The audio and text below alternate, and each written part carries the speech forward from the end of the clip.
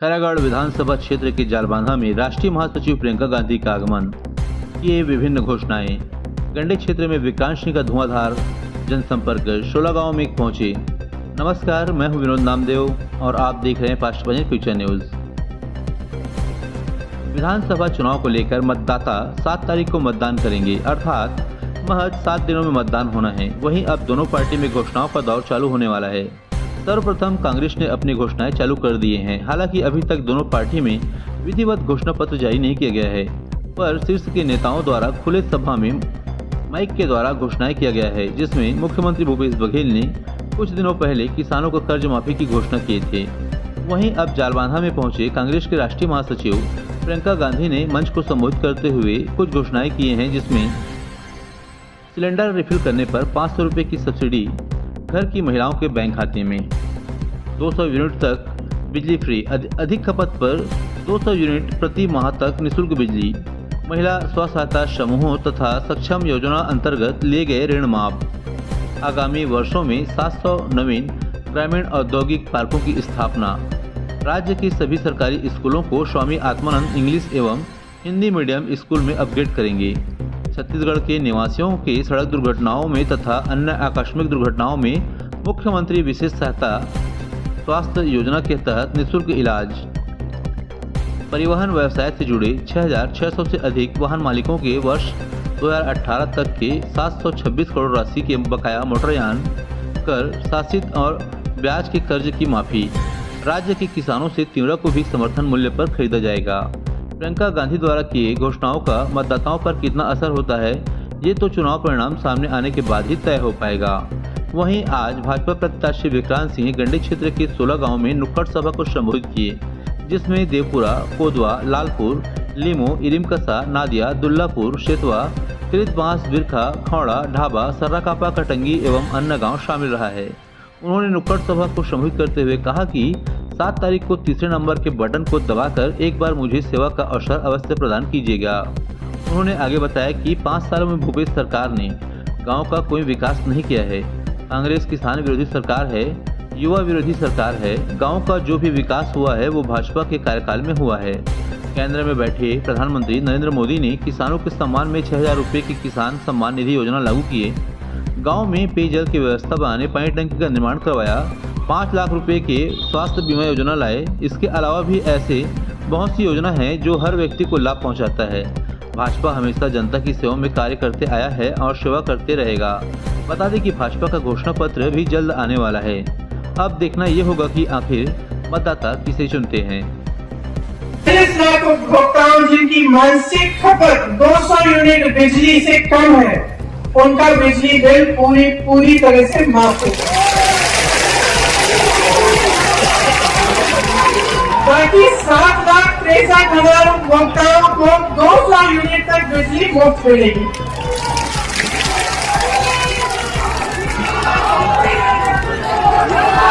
महिलाओं द्वारा संचालित स्वयं सहायता समूह के कर्ज को माफ किया जाएगा और महिलाओं द्वारा सक्षम योजना अंतर्गत लिए गए ऋण को भी माफ किया जाएगा। 700 नए ग्रामीण औद्योगिक पार्क बनेंगे। अभी 300 पार्क है, आगे 1,000 ग्रामीण औद्योगिक पार्क हो जाएंगे। राज्य के सभी 6,000 सरकारी हायर सेकेंडरी और हाई स्कूल को स्वामी आत्मानंद इंग्लिश और हिंदी मीडियम स्कूलों में अपग्रेड किया जाएगा। बहुत बढ़िया घोषणा है। सड़क दुर्घटना और अन्य आकस्मिक दुर्घटनाओं के लिए में छत्तीसगढ़ निवासियों को निःशुल्क स्वास्थ्य की सुविधा मिलेगी। परिवहन व्यवसाय से जुड़े 6,000 से अधिक वाहन मालिकों के 2018 तक से 726 करोड़ राशि के बकाया मोटरयान टैक्स ब्याज के कर्ज की माफी की जाएगी। सरकार बनते ही किसानों से तीवरा को भी एमएसपी में खरीदा जाएगा। तो देखिए, ये बहुत जरूरी है कि आप छत्तीसगढ़ की जनता हो, आप समझो कि आज छत्तीसगढ़ कहां खड़ा है। सामने दो राहें हैं,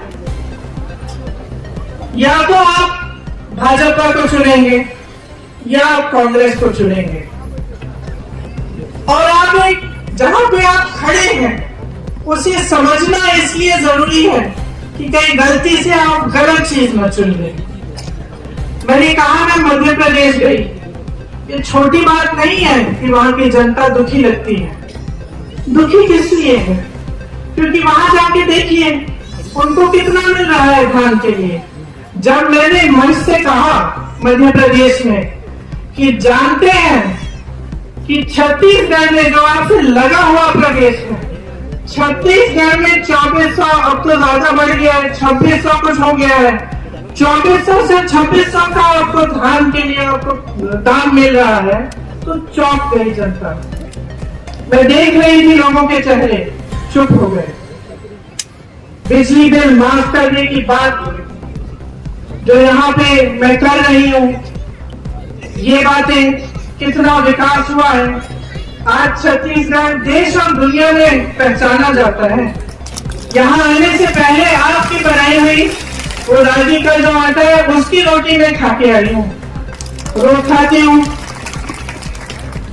कहाँ आपने सोचा था कि जो वन के उपज है, 67 वन के उपजों के लिए आपको एमएसपी मिलेगी? क्या आपने सोचा था कि आपकी संस्कृति पूरे देश भर में फैलेगी, कि आपकी पहचान एक अलग पहचान बन जाएगी? क्या आपने सोचा था कि एक ऐसी सरकार आएगी जो आपको केंद्र सरकार की नीतियों से बचा कर रखेगी? कोविड आया, कोरोना आया, तमाम बेरोजगारी फैली, मुश्किलें आई, लेकिन आपको फिर भी बघेल जी की सरकार ने बचा के रखा।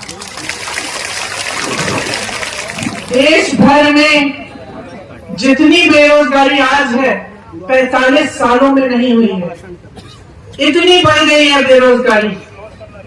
छत्तीसगढ़ वो प्रदेश है जिसमें पूरे देश भर से सबसे कम बेरोजगारी है। आज पलायन बहुत होता था, नौकरियां नहीं मिलती थी प्रदेश में, लोग जाते थे शहरों में, बड़े बड़े शहरों में, अन्य प्रदेशों में रोजगार ढूंढने के लिए।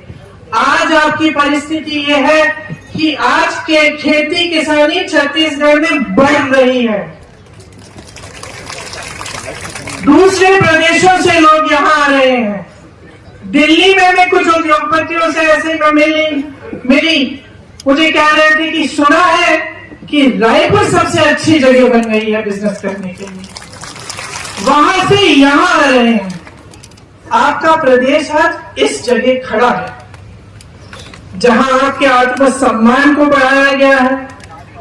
देश में आपका मान सम्मान सबसे ऊंचा है, सबसे कम बेरोजगारी है, खेती से अच्छी कमाई हो रही है, सरकार से राहत मिल रही है हर चीज के लिए, चाहे वो गैस का सिलेंडर हो, चाहे महंगाई हो, चाहे बच्चों का इलाज हो।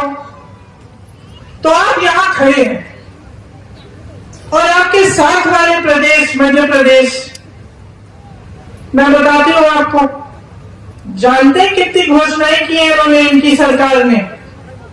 बताइए कितनी घोषणाएं की होंगी? 100, 1000, कितनी की होंगी? 22,000 घोषणाएं की होंगी।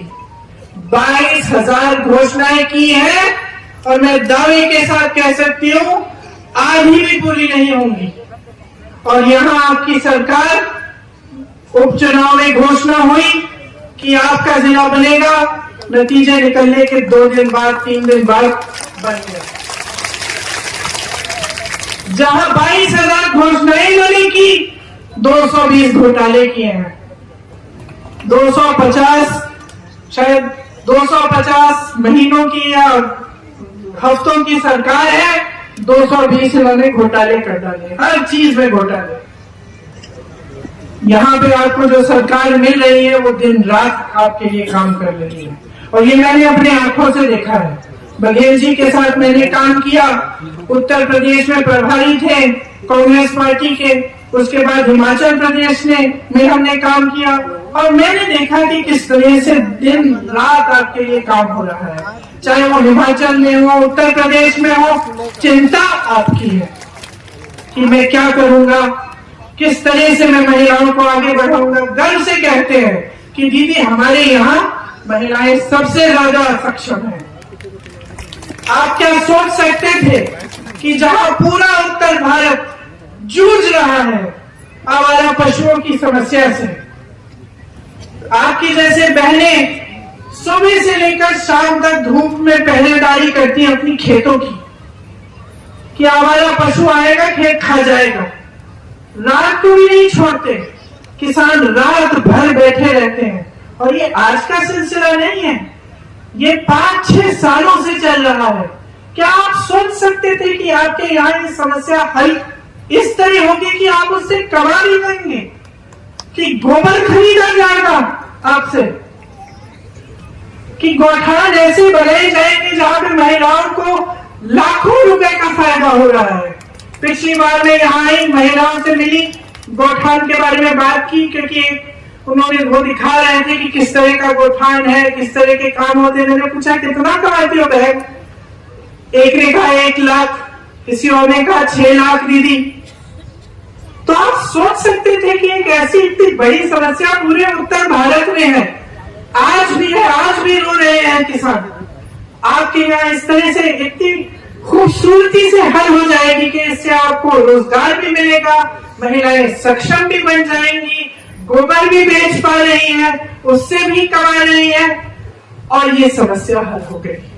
तो इसके लिए एक सोच की जरूरत होती है, और ये कांग्रेस पार्टी की ही सोच है, जिसमें से भूपेश बघेल जी उभरे हैं। किसान के बेटे तो हैं, इसका मतलब है आपकी समस्याओं को अच्छी तरह से समझते हैं, क्योंकि आपका जीवन जानते हैं, जीवन जिया है उन्होंने। लेकिन ऊपर से एक सोच है हमारी पार्टी की, जो महात्मा गांधी जी की सोच थी। क्या सोच थी?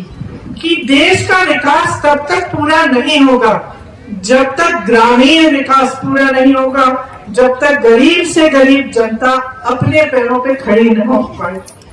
ये है कांग्रेस पार्टी की सोच। पंचायती राज की जो सोच है, जिसके तहत आपको अपनी सत्ता अपने हाथों में दी गई, ये कांग्रेस पार्टी की सोच है। लोकतंत्र की सब समान दृष्टि से सबको देखा जाए, ये कांग्रेस पार्टी की सोच है। और लोकतंत्र जिसमें आपका सबसे बड़ा अधिकार, आपकी सबसे बड़ी शक्ति आपका वोट होता है। एक बहुत बड़ी जिम्मेदारी दी है संविधान ने आपको, ये कांग्रेस पार्टी ने ये नींव डाली इस संविधान में। आप सबके साथ में एक गहरा संबंध राजनीतिक क्षेत्र में जुड़े हुए की वजह से भी और एक परिवार के भाव से भी रहे हैं।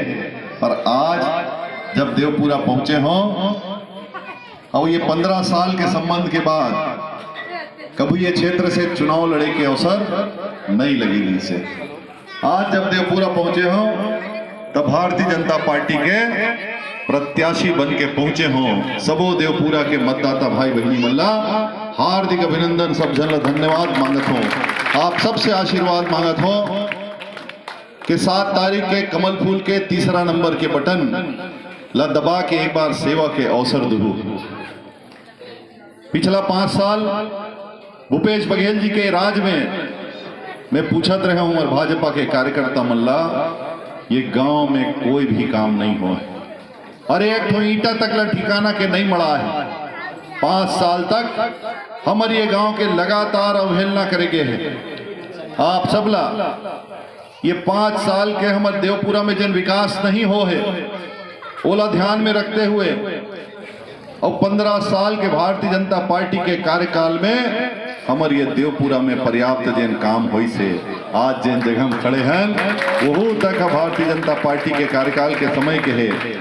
आप सबसे ही बात के आशीर्वाद मांगत हों कि ये भ्रष्ट सरकार ला उखाड़ फेंके के लिए, जिन विकास विरोधी सरकार है, जिन किसान विरोधी सरकार है, जिन युवा विरोधी सरकार है, ये सरकार ला उखाड़ फेंके में आप सबके योगदान रहे। नरेंद्र मोदी जी के नेतृत्व में मैं ये बात ला आप सब ला कह सकत हूँ कि हमारे देवपुरा में भी पर्याप्त काम हो है, चाहे पानी टंकी के निर्माण की योजना, चाहे 5 लाख रुपया के स्वास्थ्य बीमा की योजना या सबो झल्ला 6,000 रुपया के किसान सम्मान निधि की योजना।